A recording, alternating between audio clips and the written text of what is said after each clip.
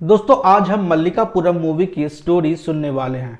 ये कहानी एक 8 साल की बच्ची का है जिसका नाम है कल्याणी, जो भगवान अयप्पा से बहुत प्यार करती है और उन्हें बहुत मानती है।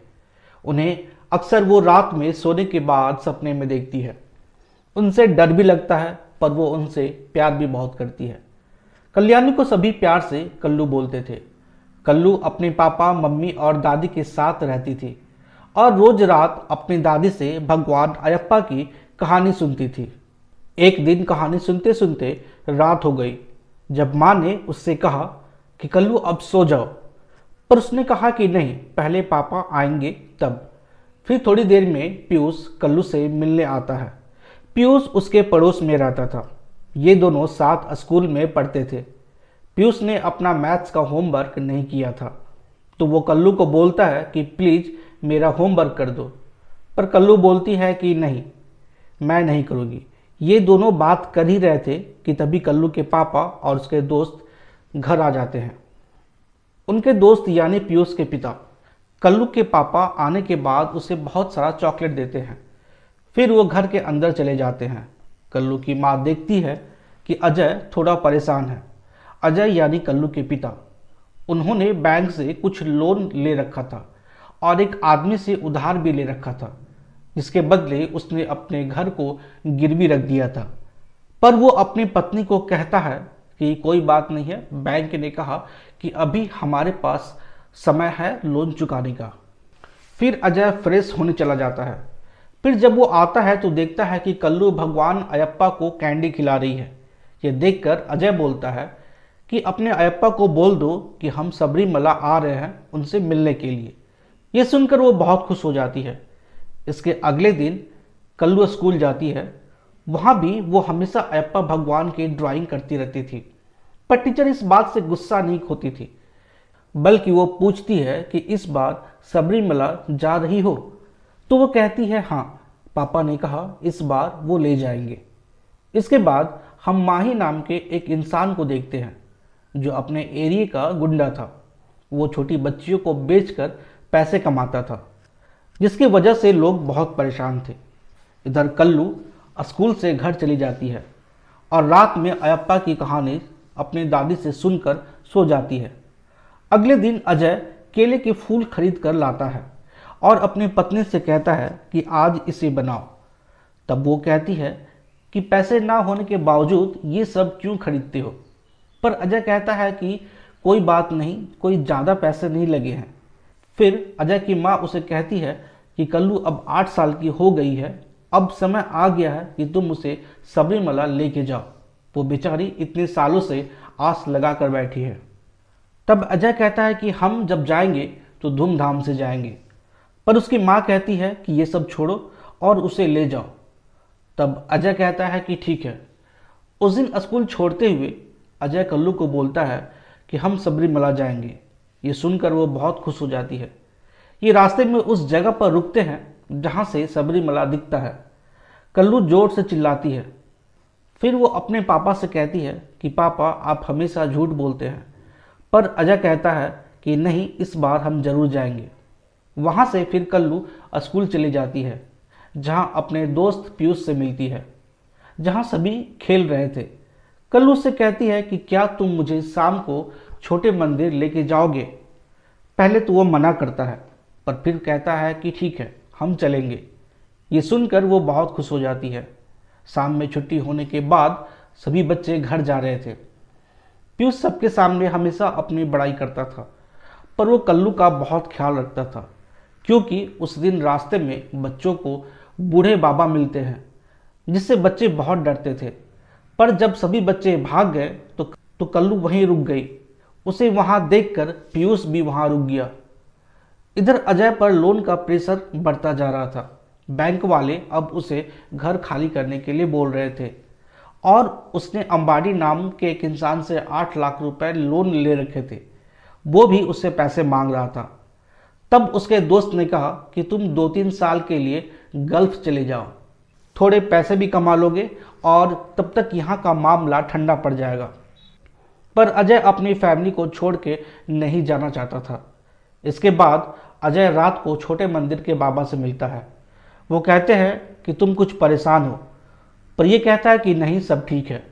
बाबा उसे एक हिंट देते हैं। वो कहते हैं कि तेरी बेटी सबरीमला जाना चाहती है, उसे लेके चले जाओ, नहीं तो उसके पास और तुम्हारे पास दोनों के पास टाइम नहीं है। अजय जब 8 साल का था तब उसके पिता की मृत्यु हो गई थी और उनका अंतिम संस्कार इसी बाबा ने किया था। और वो ये भी कहते हैं कि तुम्हारा नक्षत्र ठीक नहीं है। पर अजय इस बात को हंसी में डाल देता है और कहता है कि आप डराओ मत।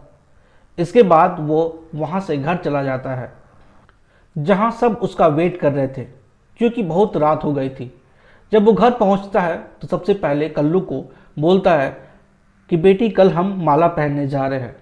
दोस्तों, ये कुछ रस्म होती है सबरीमला जाने से पहले, जहाँ माला पहना जाता है, काले कपड़े पहने जाते हैं और जिसे पहनने के बाद आप झूठ नहीं बोल सकते। और साथ में उसका दोस्त भी जाने वाला था, पर वो कहता है कि वो जाने के एक दिन पहले माला पहनेगा। कल्लू बहुत खुश रहने लगी। ऐसा लगता था मानो उसे सारे जहान की खुशी मिल गई हो। उसके स्कूल के टीचर भी यह देखकर बहुत खुश होते हैं। जो लोग भी ये माला पहनते हैं उन्हें कोई मारता नहीं था, क्योंकि वो सभी 1 महीने का व्रत रखते हैं। उसके दोस्त उसे बताते हैं कि उसे अंबाडी खोज रहा है, जिससे इसने लोन ले रखा है। पर अजय कहता है कि अभी तो मैं सबरीमला जा रहा हूँ, इसलिए कोई टेंशन नहीं है। वो अपने दोस्तों के साथ बात कर ही रहा था कि वहाँ अंबाडी पहुँच जाता है। पहले तो वो उसे चाय पीने के लिए बोलता है, पर फिर वही चाय उसके मुंह पर फेंक देता है और उसे मारने लगता है। जब वो उसे मार रहा था तो कल्लू और पीयूष स्कूल से आ रहे थे। कल्लू अपने पापा को मार खाते हुए देख लेती है। अजय उसे कहता है कि उसकी बेटी देख रही है, पर वो नहीं रुकता। फिर वो उसे 1 हफ्ते का समय देकर चला जाता है। कल्लू ये सब देखकर बहुत रोने लगती है। वो अपने पापा के पास जाती है। वो पूछती है कि पापा, आपको क्या हुआ? पर अजय के दोस्त कल्लू और पीयूष को घर भेज देते हैं। ये बात अजय के मन में घर कर जाती है। हमेशा हंसते रहने वाला अजय बिल्कुल चुपचाप हो जाता है।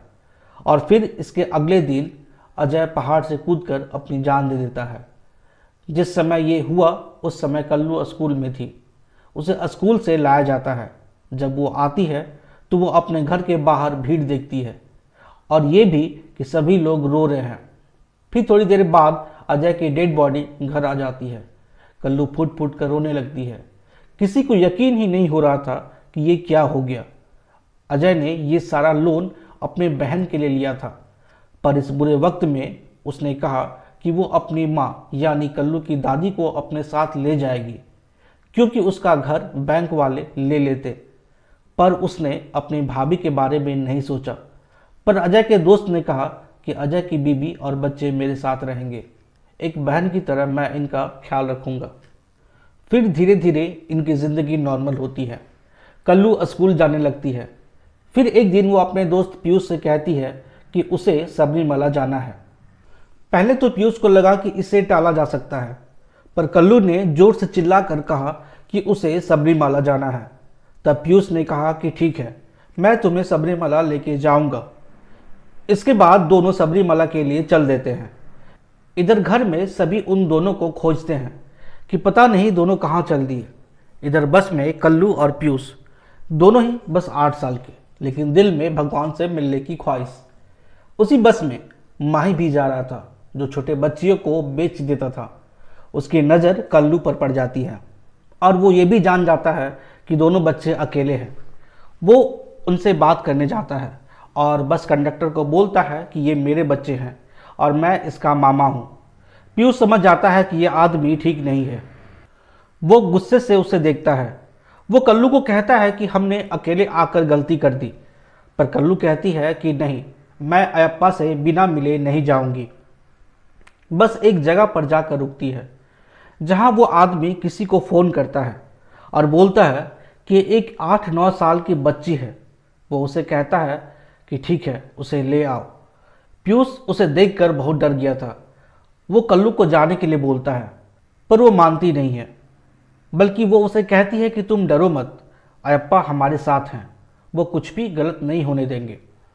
फिर बस वहाँ से चलने वाली होती है कि तभी किसी ने आवाज लगाकर बस को रोका। वो आदमी भी सबरीमला जा रहा था। उसने भी काले कपड़े पहने हुए थे। वो बस के अंदर आता है तो कल्लू की नज़र उस पर पड़ती है।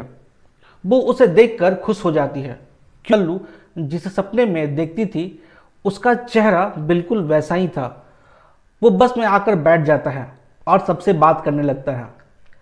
वो इन बच्चों से भी बात करता है और अपना नाम अयप्पा बताता है। इसके थोड़ी देर बाद बस एक जगह पर जाकर खराब हो जाती है तो कंडक्टर उन्हें कहता है कि आप सभी दूसरे बस में चढ़ जाओ और उसे अपना टिकट दिखा देना।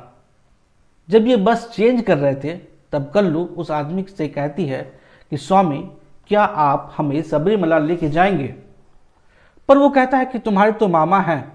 तब पीयूष कहता है कि वो हमारे मामा नहीं हैं, वो हमें परेशान कर रहे हैं। कल्लू उन्हें अपने और पापा के बारे में भी बताती है।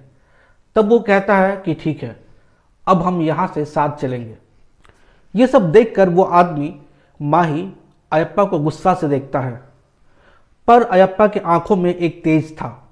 थोड़ी देर बाद बस जाकर फिर रुकती है और सभी खाना खाने के लिए वहाँ पे रुकते हैं, जहाँ स्वामी ने देखा कि पीयूष बार बार उस आदमी को देख रहा है। उसके बाद जब स्वामी हाथ धोने के लिए जाते हैं तब वो आदमी भी उसके पास जाकर स्वामी को धमकी देता है कि तुम रास्ते से हट जाओ। पर स्वामी भी उसे अच्छे से समझा देता है और ये कहता है कि दोनों बच्चों को छोड़ दो, ये अयप्पा स्वामी के दर्शन जरूर करेंगे। उसके बाद वो बस में चढ़ जाते हैं। फिर एक जगह पर रुक कर कुछ विधि करते हैं और फिर सबरीमला के लिए बस चढ़ते हैं और उसके बाद वो सबरीमला पहुंच जाते हैं। वहां पहुंचकर कल्लू बहुत खुश हो जाती है जब सभी लोगों को नाचते गाते हुए देखती है तो। पर जब वो सभी हाथ पैर धोकर आगे मंदिर की तरफ जाते हैं तब स्वामी उन्हें बताते हैं कि बहुत भीड़ होने के कारण आज गेट बंद कर दिया गया है। पर कल्लू कहती है कि मुझे अयप्पा से मिलना ही है। तो फिर स्वामी बोलते हैं कि ठीक है, एक रास्ता है, चलो चलते हैं। इधर माही भी इन लोगों के पीछे पड़ा हुआ था ताकि वो कल्लू को किडनैप कर सके। स्वामी बच्चों को लेकर जंगल के रास्ते से होकर जाने लगता है। धीरे धीरे रात हो जाती है। माही और उसके लोग उसका पीछा करते हुए जंगल के रास्ते पर बढ़ने लगते हैं और फिर एक जगह पर जाकर उन पर हमला कर देते हैं। पर स्वामी एक एक आदमी को बुरी तरह से मारते हैं। वो बच्चों को बोलते हैं कि हमें जंगल से नहीं बल्कि उन लोगों से डरना चाहिए जिनकी मनसा बुरी होती है, वो हमें हानि पहुंचा सकते हैं। जब स्वामी उन सबको मार रहे थे तब कल्लू को उनमें अयप्पा भगवान दिखाई देते हैं। उन लोगों को सबक सिखाने के बाद जब वो आगे बढ़ते हैं तो मंत्रोच्चारण होने लगता है। स्वामी कहते हैं कि मल्लिकापुरम। दोस्तों, जो लड़की अयप्पा के दर्शन के लिए सबरीमला जाती है उसे मल्लिकापुरम बोलते हैं। स्वामी कहते हैं कि ये अयप्पा के सोने का समय हो गया है, इसलिए हम भी थोड़ा आराम कर लेते हैं। थोड़ी देर में सुबह हो जाएगी और फिर हम चलेंगे। वो वहीं आग जलाकर आराम करने लगते हैं। स्वामी भी सोने लगते हैं। तब कल्लू उन्हें उठाती है और कहती है कि मैंने आपको पहले भी देखा है। तब स्वामी कहते हैं कैसे? तब मल्लिकापुरम यानी कल्लू अपनी ड्राइंग उन्हें दिखाती है जो उसने अयप्पा स्वामी की बनाई थी। उनका चेहरा स्वामी से बिल्कुल मिलता जुलता है। ये देखकर उन्हें आश्चर्य होता है। इसके बाद सुबह होने वाली थी। फिर वो वहाँ से चल देते हैं और सुबह होने से पहले वो मंदिर पहुँच जाते हैं और मंदिर का गेट भी खुल जाता है। पर जब दोनों बच्चे आगे बढ़ने लगते हैं तो स्वामी जो इनके साथ थे वो उन्हें कहीं दिखाई नहीं देते। उसके बाद मंदिर में 18 सीढ़ियाँ थी जिस पर चढ़कर अयप्पा भगवान से मिला जा सकता था। कल्लू हमेशा ये सोचती थी कि ये सीढ़ियाँ वो अपने पापा के साथ चढ़ेगी, पर आज वो उसके साथ नहीं थे। ये सोचकर उसके आंखों में आंसू आ जाते हैं। पर फिर वो स्वामी को याद करती है जिसके साथ वो यहाँ तक आई थी। जब वो उन्हें देखती है तो खुश हो जाती है और आगे बढ़ने लगती है। इसके बाद वो अयप्पा के दर्शन कर लेती है। अयप्पा के दर्शन के बाद पुलिस वाले दोनों बच्चों को अपने पास रख लेते हैं और उनके घर वालों को भी बुला लेते हैं जो उन दोनों को वहाँ से ले जाते हैं। दोस्तों, इन बच्चों को जो स्वामी मिले थे वो असल में एक पुलिस वाला था जिसके पास कल्लू और पीयूष दोनों की फ़ोटो थी, लेकिन वो चाहते थे कि पहले बच्चे अयप्पा के दर्शन कर ले और फिर घर वालों को इन्फॉर्म कर देंगे। पर उन बच्चों के लिए तो वही स्वामी अयप्पा थे। दोस्तों, ये कहानी यहीं ख़त्म हो जाती है। अगर आपको कहानी पसंद आई हो तो चैनल को लाइक और सब्सक्राइब ज़रूर कर दीजिएगा। धन्यवाद।